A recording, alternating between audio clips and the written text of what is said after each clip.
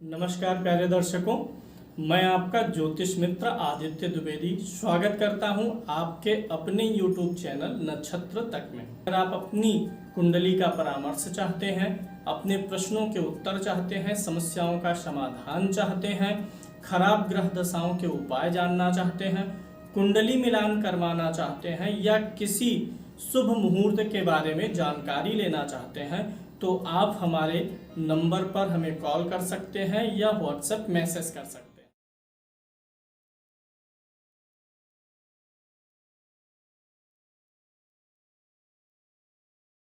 हैं। मंगल ग्रह से बनने वाले दोषों की चर्चा कर लेते हैं।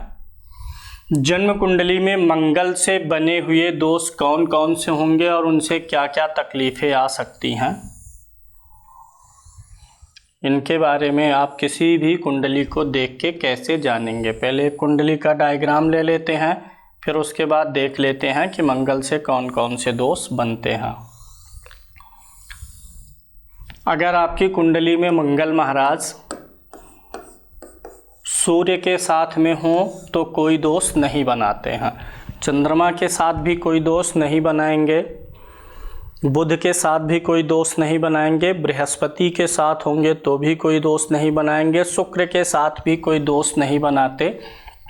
अगर ये शनि के साथ में होंगे तो एक प्रकार का दोष बनाएंगे, या राहु के साथ में होंगे तो भी दोष बनाएंगे, और केतु के साथ में होते हैं तो भी दोष बनाते हैं। यानी मंगल की जो खराब दोष वाली युतियां हैं वो शनि, राहु और केतु के साथ में बनती हैं। अब अगर मंगल शनि की युति कुंडली के किसी भी भाव में है तो मंगल और शनि दोनों एक दूसरे के प्रबल शत्रु हैं, घोर विरोधी हैं। जहां मंगल उत्तेजना का प्रतीक है और आक्रामकता का प्रतीक है, वहीं शनि धीमेपन का प्रतीक है और धैर्य का प्रतीक है। तो दो विपरीत चीज़ें जब एक ही भाव में बैठेंगी और दोनों एक दूसरे के प्रबल शत्रु भी हैं तो वहाँ उस भाव से संबंधित फलों में कमी आने की संभावनाएं बढ़ जाती हैं। मंगल शनि का एक साथ होना यह थोड़ा व्यक्ति के भाग्य में कमी कर देता है। अब जब भी इसके बारे में उपाय आदि की चर्चा हम करते हैं तो हमें यह देखना होता है कि मंगल और शनि में से हमारा कारक ग्रह कौन सा है। तो जो कारक ग्रह दोनों में से होता है उसके लिए हम स्टोन पहन लेते हैं, और जो आकारक होता है दोनों में उसकी वस्तुओं का दान करना चाहिए। तो मंगल और शनि की युति अच्छी नहीं है। अब मंगल की बात कर लें हम राहु के साथ में और केतु के साथ में, तो इस दोष का नाम बनता है अंगारक दोष। इस दोष को नाम दिया गया है अंगारक दोष। मंगल और शनि की युति के दोष को कोई नाम नहीं दिया गया है, लेकिन चूंकि शनि और राहु के गुण धर्म समान होते हैं तो इसमें अंगारक से ही जुड़ा हुआ एक शब्द अलग से विस्फोट योग जैसा कुछ बन जाता है, ऐसा आप बोल सकते हैं, विस्फोटक योग। मंगल और राहु की युति से अंगारक दोष बनेगा।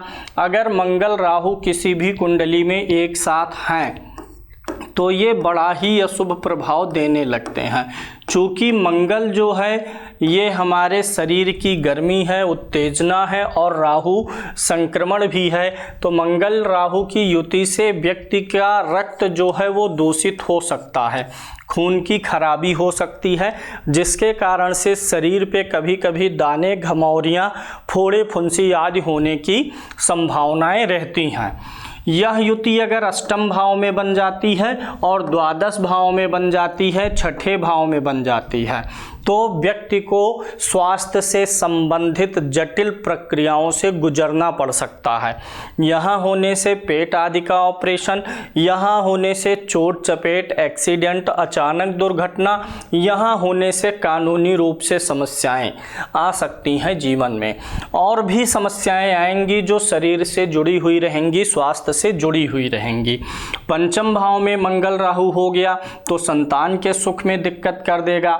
चतुर्थ में हो जाएगा तो गाड़ी और भूमि भवन से आपको अनकंफर्टेबल हो जाएगा, माता के स्वास्थ्य को पीड़ित करेगा।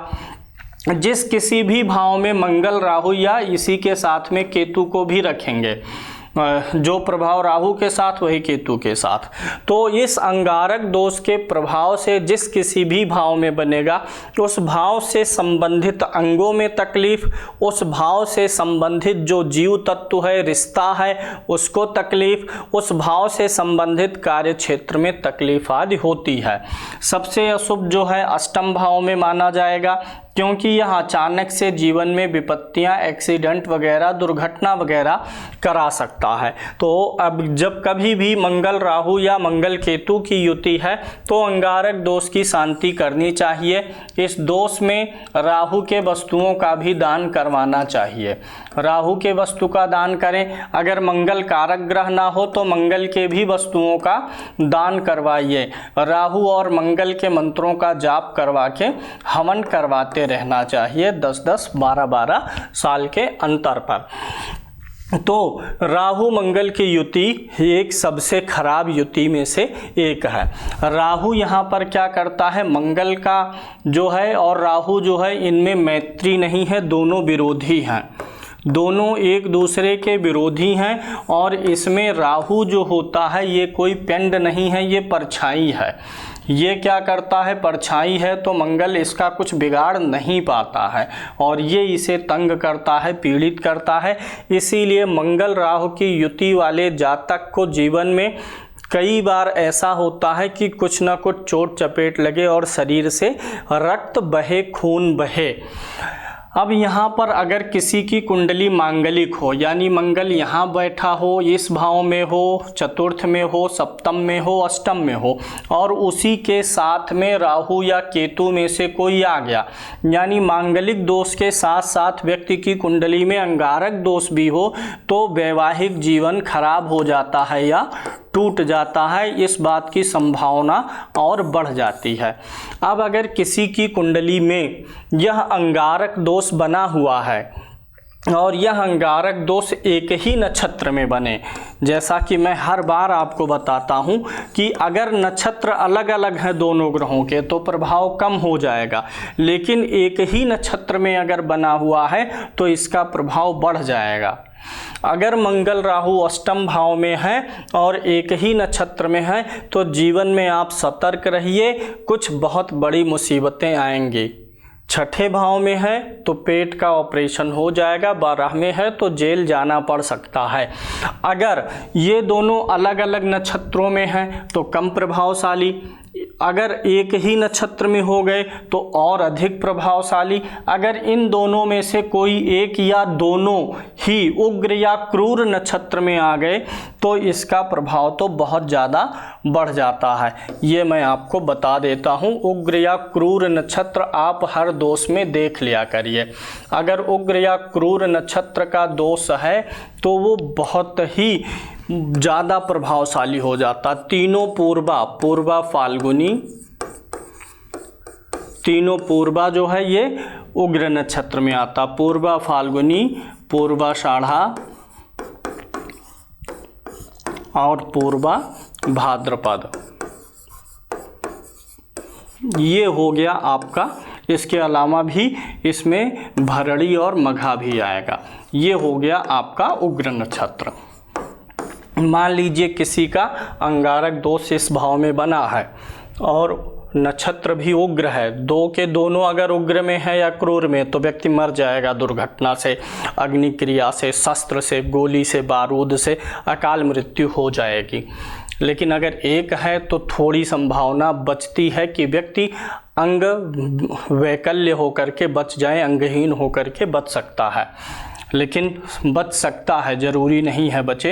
अन्य भी योग देखने पड़ेंगे। यानी ये जो है उग्र नक्षत्र में, यही नहीं कोई भी दुर्योग उग्र नक्षत्र में बनेगा तो बुरा ही होगा। यह तो बहुत विशेष रूप से बुरा हो जाता है क्योंकि ये दोनों ग्रह भी उग्र ही हैं और उग्र नक्षत्र में आ गए। मैं आपको तीक्ष्ण नक्षत्र भी बता देता हूँ जिसे दारुण नक्षत्र कहते हैं। अगर इस नक्षत्र में भी योग बनेगा तो बहुत बुरा होगा। आद्रा आ गया, ज्येष्ठा इसमें आ जाएगा, आद्रा नक्षत्र, ज्येष्ठा नक्षत्र, अश्लेखा नक्षत्र और इसके साथ साथ मूल नक्षत्र, ये आपके दारुण नक्षत्र हो गए। अगर कोई भी दोष कुंडली का इन नक्षत्रों में बनेगा तो बहुत ही बुरा प्रभाव देगा। उम्मीद है मंगल का यह दोष आपको समझ में आ गया होगा। प्रैक्टिस करिए और चीज़ों को तैयार करिए।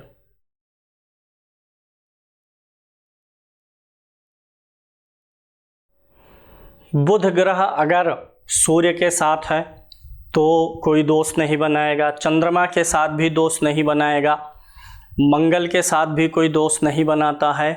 कोई स्पेशली दोष जैसे ग्रहण दोष आया आपके सामने, पितृ दोष आया, अंगारक दोष, ऐसे किसी नाम से कोई दोष नहीं बनाता है। वहाँ पे राशि और भाव के अनुसार बल विचारना अलग विषय है।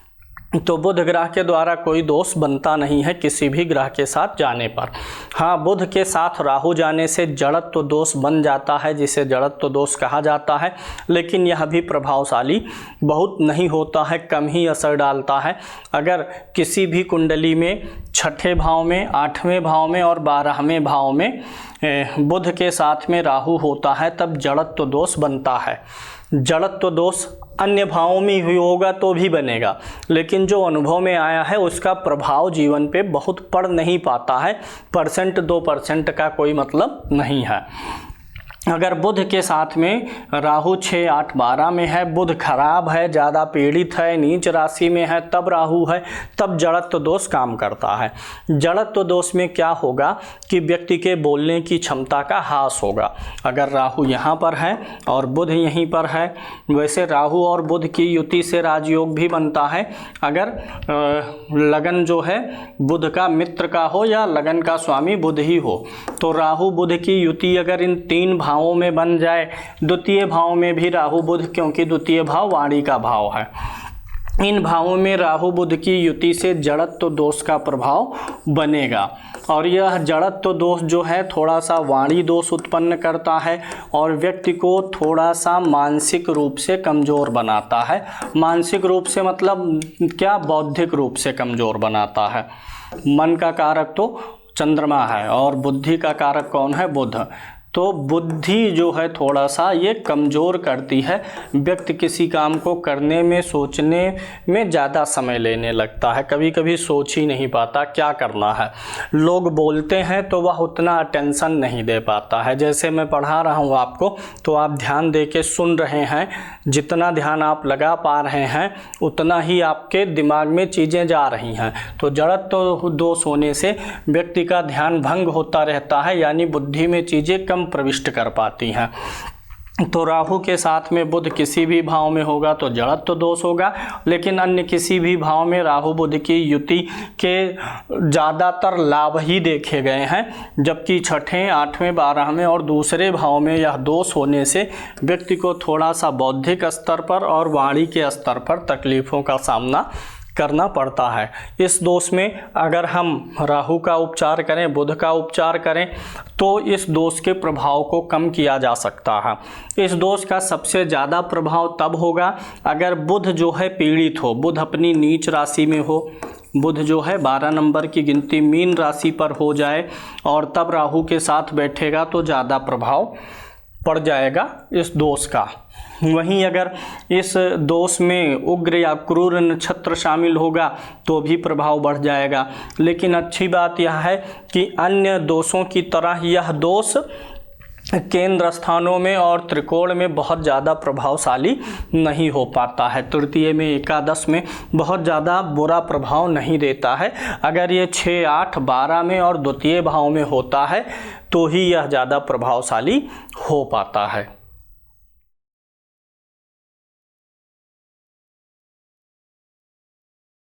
अब हम चर्चा करेंगे गुरु ग्रह के द्वारा बनने वाले कुछ दोषों के बारे में।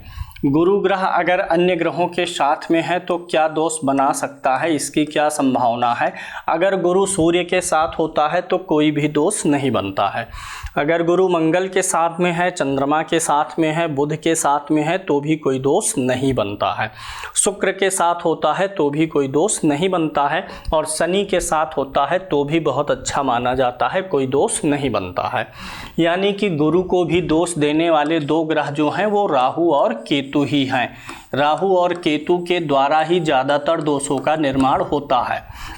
अगर राहु केतु सूर्य चंद्रमा मंगल बुध गुरु शुक्र शनि सभी के साथ होते हैं, 9 अन्य 7 ग्रहों में राहु केतु जब भी शामिल होते हैं तो कोई ना कोई दोष लगा देते हैं।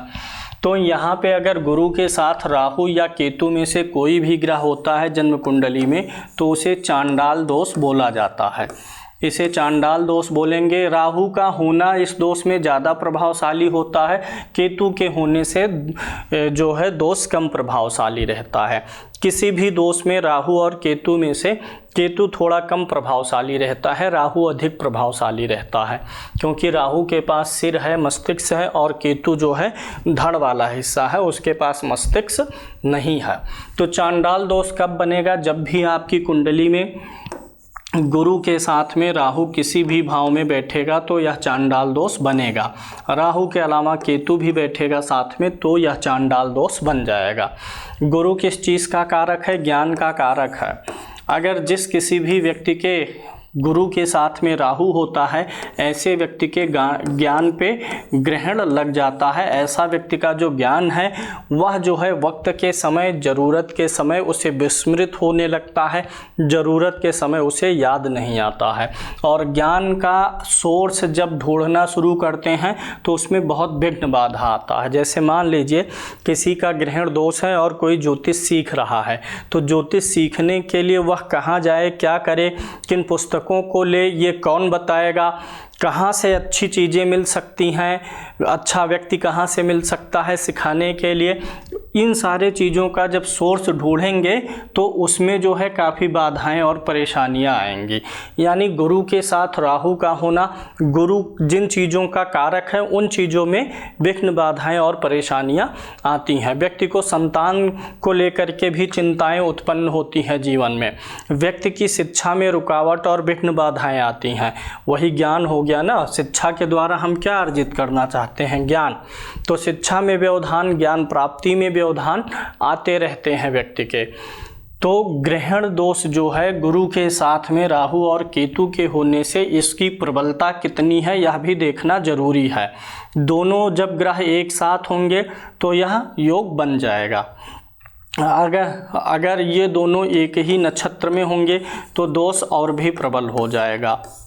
अगर ये दोनों उग्र या क्रूर नक्षत्र में होंगे तो दोष और भी प्रबल हो जाएगा। उग्र क्रूर दोनों एक ही चीज़ को कहते हैं। उग्र या तीक्ष्ण नक्षत्र में होंगे तो दोष और भी बढ़ जाएगा। अगर यह दोष 6, 8 और 12 भाव में बनता है तो ज़्यादा परेशानी दे देता है। जीवन में स्ट्रगल्स, एक तो गुरु का इन भावों में होना वैसे भी नहीं अच्छा है। राहु इन भावों में थोड़ा कंफर्ट जोन में होता है। कंफर्ट जोन मतलब ऐसा नहीं कि अच्छा हो जाता है। चूँकि राहु नेगेटिव ग्रह है और ये नेगेटिव भाव भी हैं तो इन भावों का फल देने में राहु माहिर हो जाता है। एक तो खुद भी नेगेटिव और गुरु थोड़ा सा इन भावों में आकर के कमज़ोर हुआ है तो ये चांडाल दोष और भी प्रबल हो जाता है। और बहुत बार मैंने आपको योगों के बारे में बताया है कि ग्रह के अंश के हिसाब से भी ये दोष बनते हैं। अगर चाहे अंगारक दोष हो, चाहे ग्रहण दोष हो, कोई भी दोष हो, मान लीजिए गुरु इस भाव में बैठा हुआ है 5 अंश पर और राहु इस भाव में बैठा हुआ है 28 अंश पर, तो भी चांडाल दोष बन रहा है। क्योंकि ये दोनों अलग अलग भाव में हैं लेकिन इनकी जो राशि का अंतर है वो 30 डिग्री से कम का है। जब भी कोई ग्रह एक दूसरे से 30 डिग्री से कम के अंतर पर होता है तो उन ग्रहों के भी योग का प्रभाव मिल जाता है। जितने करीब होंगे वह योग उतना ही बनता चला जाएगा। गुरु इस भाव में लगन में बैठा हुआ 28 डिग्री का, चंद्रमा इस भाव में बैठा हुआ है 5 डिग्री का। गजकेसरी योग का प्रभाव इस जातक के जीवन पे रहेगा। आप भले ही गजकेसरी देखने में ना हो लेकिन सूक्ष्म रूप से देखेंगे तो गजकेसरी है। तो ग्रहों की डिग्री अनुसार भी आप एनालिसिस कर लिया करिए कोई भी योग या दोष बन रहा है कि नहीं बन रहा है। तो ग्रहण दोष, ये चांडाल दोष के बारे में भी मैंने आपको डिस्क्रिप्शन दे दिया। चांडाल दोष व्यक्ति को ऐसा नहीं है कि कोई भी दोष व्यक्ति को जीवन में एक निश्चित चीज में ही पीड़ा देगा। कोई भी दोष व्यक्ति के पूरे जीवन को प्रभावित करता है। वह आर्थिक रूप से, शारीरिक रूप से, मानसिक रूप से हर तरीके से प्रभावित करेगा। ऐसा नहीं कह सकते कि अगर चांडाल दोष बना हुआ है और यहाँ धन भाव के स्वामी जो हैं वो अच्छे हैं और राहु और गुरु का धन भाव से संबंध भी नहीं है, तो चांडाल दोष में धन से संबंधित समस्याएं नहीं आएंगी। हर दोष हर प्रकार की समस्या देने में सक्षम है। जैसे हमारे पैर में अगर तकलीफ हो, पैर का अंगूठा टूट जाएगा तो सिर्फ पैर को ही दर्द नहीं होता, आप ये कहते हैं दर्द हो रहा है, सिर्फ आप ये नहीं कहते कि अंगुली में, क्योंकि वो पूरी बॉडी का ही एक पार्ट है। दिमाग भी उसी में लग जाएगा, उसी दर्द में, आपकी पूरी चेतना उसी दर्द में लग जाएगी। तो यही योग होता है, क्योंकि जो योग है वो भाव तो मिल करके पूरा क्या बनता है, कुंडली बनता है। यानी जैसे हमारा शरीर है, हाथ एक हिस्सा है, कान एक हिस्सा, सिर एक हिस्सा, पेट एक हिस्सा, ये सब मिल करके एक बॉडी बन जाती है ना, तो ये सब पूरा मिलके एक पिंड बना। तो ऐसे एक एक भाव मिल करके पूरा पिंड बन जाता है, यानी हम बन जाते हैं। तो अगर किसी भी अंग में तकलीफ होगी तो हमको ही तकलीफ होगी, वह पूरा ध्यान उसी पर जाएगा। तो हर योग जो है हर जगह तकलीफ देने की क्षमता रखता है, यानी हर दुर्योग हर जगह तकलीफ दे सकता है और अच्छा योग हर जगह लाभ दे सकता है। राजयोग बन गया तो अब उस राजयोग का संबंध आपके चतुर्थ भाव से नहीं है, किसी अन्य भाव में बना है, तो भी वह राजयोग आपको घर का सुख दे देगा, गाड़ी दे देगा, भूमि भवन वाहन सब कुछ दे देगा, पब्लिक के बीच में प्रसिद्धि दे देगा। तो जो भी योग अच्छे या बुरे बनते हैं वो हर चीज पर प्रभाव डालते हैं, ये चीज आपको समझना चाहिए। शुक्र ग्रह से बनने वाले दुर्योगों की चर्चा करेंगे। शुक्र अगर सूर्य के साथ है तो कोई दुर्योग नहीं बनाता, चंद्रमा के साथ है तो कोई दुर्योग नहीं, मंगल के साथ, बुध के साथ, गुरु के साथ और शनि के साथ होकर के कोई दुर्योग नहीं बनाता है। राहु और केतु के साथ होकर के छोटा सा दुर्योग बनता है जिसे भृगु चांडाल दोष कहते हैं। गुरु के साथ है तो चांडाल दोष है, वैसे शुक्र के साथ होने पर भी चांडाल दोष बनता है, लेकिन जितना गुरु के साथ होने पर राहु पीड़ित कर देता है दोष, राहु शुक्र के साथ होने पर पीड़ित नहीं कर पाता है। क्यों? क्योंकि राहु बुध के साथ में और शुक्र के साथ में होने पर उनके बल को बढ़ाने का काम करता है, किसी न किसी प्रकार से उनको उनके माध्यम से आपको लाभ देने का भी प्रयास करता है। यानी नेगेटिव प्रभाव भी कम रह जाते हैं लेकिन शुभ प्रभाव भी बढ़ते हैं। अगर शुक्र के साथ में आपका राहु बैठा है कुछ विशेष परिस्थितियों में है, जैसे बुध में आपको बताया गया था कि बुध और राहु के होने से जड़त्व दोष है, लेकिन वह कब प्रबल है, 6, 8, 12 द्वितीय में अधिक। तो ऐसे ही शुक्र के साथ राहु होने से जो भृगु चांडाल दोष बनेगा, भृगु चांडाल नाम रख लीजिए इसका, आप सीधे इसको चांडाल दोष भी बोल सकते हैं। भृगु चांडाल दोष जो बनता है, यहाँ पर शुक्र किस चीज़ का कारक है, वीर्य का कारक है। शुक्र किस चीज़ का कारक है, हमारा चरित्र जो है, हमारा जो है विपरीत लिंगी के प्रति आकर्षण। तो विपरीत लिंगी के प्रति जो आकर्षण है उसी से हमारा चरित्र बनता है। व्यक्तित्व अलग चीज़ है, चरित्र अलग चीज़ है। विपरीत लिंगी के प्रति आकर्षण भी ये जो है बढ़ाने लगता है, वीर्य में दोष उत्पन्न करने का प्रयास करता है। और जिसका भी शुक्र राहु के साथ होता है, जीवन में कई बार ऐसे व्यक्ति को सेक्सुअल डिसऑर्डर का सामना करना पड़ता है। उसके लिए कुछ इलाज करना, कुछ दवा वगैरह लेने से वो फिर बाद में ठीक भी हो सकता है, लेकिन कुछ ना कुछ सेक्सुअल डिसऑर्डर्स आ जाता है और ऐसे व्यक्ति का चरित्र भी संदेहात्मक रहता है। ऐसे व्यक्ति दूसरी स्त्रियों की तरफ जो है मोहित होते रहते हैं, बार बार होते रहते हैं। अगर ये शुक्र और राहु का संबंध सप्तम भाव में बने, सप्तम भाव ही क्यों? क्योंकि सप्तम भाव काम सुख का भाव है। अगर इस भाव में यह योग बन रहा है तब तो इस चीज का प्रभाव और भी बढ़ जाएगा। अगर यह शुक्र राहु का संबंध 6, 8, 12 में बन रहा है तब क्या होगा? 6, 6 में और 8 में बनने से व्यक्ति के शुक्राणु जो हैं वो बहुत पीड़ित हो जाएंगे, संतान उत्पन्न करने की क्षमता जो है कम हो सकती है, या हो सकता है बृहस्पति अच्छा हो तो 1-2 संतान होने के बाद ऐसा हो जाए, लेकिन उसके वीर्य में दोष आएगा अगर 6वें और 8वें में है। 12वें में अगर हो गया तब क्या होगा, तब तो ऐसे व्यक्ति के जीवन में लगातार स्त्रियां आती रहेंगी जाती रहेंगी, यानी पत्नी के अलावा अन्य स्त्रियां आती जाती रहेंगी। कई सारी स्त्रियों से एक बार में ही उसका प्रेम प्रसंग चलता रहेगा, एक समय में ही उसके जीवन में कई जो है प्रेमिकाएं शामिल रहेंगी अगर ये 12वें भाव में बन गया तो। और 7वें भाव में भी होने से इसी बात की जो है संभावना अधिक रहती है। तो यानी ये मुख्य रूप से थोड़ा सा अगर इस भाव में इन अन्य भावों में बन रहा है तो उतना ज़्यादा परेशानी का विषय नहीं है। हो सकता है जीवन में कभी कोई प्रेमिका रही हो, मतलब जो है वो व्यक्ति के स्वभाव में नहीं आएगा। लेकिन अगर यह योग सप्तम में बन रहा है और द्वादश में बन रहा है तो व्यक्ति जो है शौकीन रहेगा नई नई स्त्रियों के साथ में प्रेम प्रसंग करने के लिए, वो खुद भी उधर इंटरेस्ट लेता रहेगा। इन अदर भावों में होने पर इतना ज़्यादा बुरा प्रभाव नहीं है। हो सकता है कभी अपनी पत्नी के अलावा अन्य किसी स्त्री के साथ में भी प्रेम प्रसंग में रहा हो, लेकिन ऐसा नहीं रहेगा कि स्त्रियां आती रहें जाती रहें, ऐसा नहीं होगा। और 6 और 8 में होने पर शुक्र पीड़ित हो जाता है।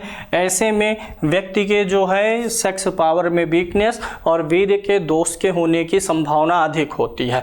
और यहाँ भी वही चीज़ लगाएंगे, वही सूत्र कि राहु और शुक्र दोनों समान नक्षत्र में हैं, एक ही नक्षत्र में हैं या अलग अलग नक्षत्रों में बैठे हुए हैं, इस चीज़ का विचार करना बहुत ज़रूरी है। दोनों का नक्षत्र सेम है, दोनों का नक्षत्र अलग अलग है, उग्र या क्रूर नक्षत्र में है कि नहीं है, इन सारी चीज़ों का विचार करना पड़ता है। शनि ग्रह से बनने वाले दोष कौन से हो सकते हैं कुंडली में, उसकी चर्चा हम आज करने वाले हैं। शनि ग्रह से संबंधित दोष कब बनेगा? शनि चंद्रमा के साथ होता है तब दोष बनाता है, यानी शनि और चंद्र की युति दोष कारक है। कौन सा दोष बोलते हैं? विष दोष बोलते हैं, जिसके बारे में आपको चंद्रमा वाले विषय में जानकारी दी जा चुकी है। वहाँ पर चंद्र शनि की युति ली जा चुकी है, वही चीज़ है। इसके अलावा सूर्य के साथ होने पर, शनि सूर्य के साथ होने पर दोष बनाता है, अंधक दोष बनाता है, जिसके बारे में सूर्य वाले कार्यक्रम में कवरिंग हो चुकी है हमारी।